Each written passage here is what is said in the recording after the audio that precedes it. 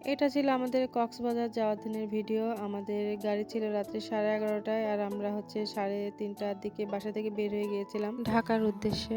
আর বাসা থেকে বের হওয়ার আগে আপনাদের ভাইয়া বলতেছিল মানে রাফিউজের গয়নাগাটি যা পড়ি সেগুলো খুলে যাওয়ার জন্য, কারণ দেশের অবস্থা ভালো না।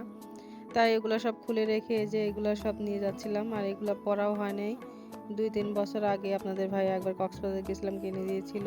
আর পরা হয়েছিল না। এবার আবার নিয়ে যাচ্ছি এগুলাই পরবো বলে। তারপরে তো সবাই মিলে সিএনজিতে রওনা দিলাম। সিএনজিতে যেতে, যেতে আপনাদের ভাইয়া বলতেছিল এখানকার চাটা নাকি অনেক মজা। তো যেহেতু ৪টা ৪:৩০ বেজে গেছিল, তাই মনে করলাম আমরা একটু এখান থেকে চা খেয়ে যাই। আর এখানে গাছ ভর্তি বরই।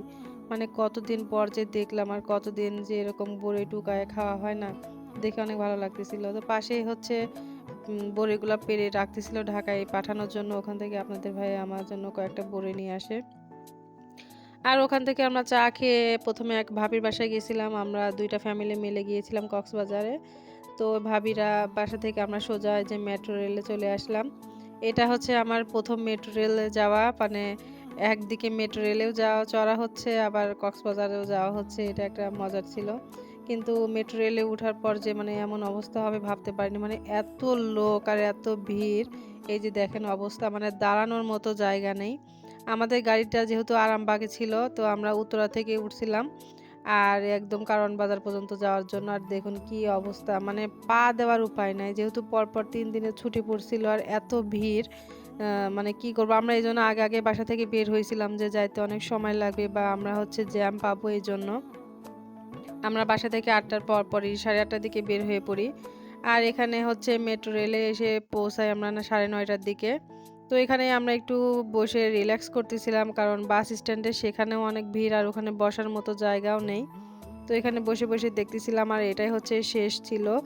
তো এইজন্যে আসলে ভিড়ও বেশি ছিল। আমরা বেশিক্ষণ দাঁড়াইতে পারি নাই। ওখান থেকে বলতেছিল হচ্ছে মেট্রো রেল ক্লোজ করে দিবে। আপনারা কাজ হলে আপনারা চলে যান। তো পরে এখানে এই যে বাচ্চারা একটু খেলতেছিল, আমরা এগুলাই দেখতেছিলাম। ওদেরকে নিয়ে একটু সময় কাটাচ্ছিলাম। যেহেতু হচ্ছে ওখানে গিয়েও বসে থাকতে হবে, বরং এখানে একটু রিল্যাক্সে থাকতে পারবো এজন্য।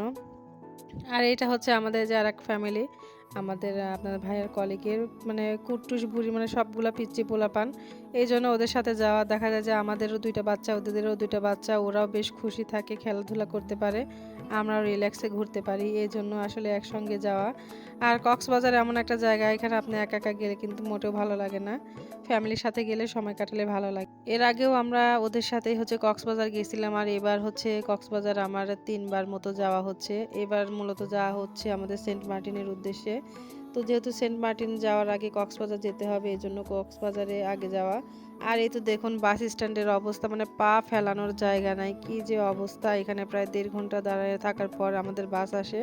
তো এখানে আমরা স্লিপার বাসের সিট নিয়েছিলাম। তো আমরা উপরটাতে নিয়েছিলাম। আমরা এই তো মানে কক্সবাজারের জন্য রওনা দিয়ে দিলাম।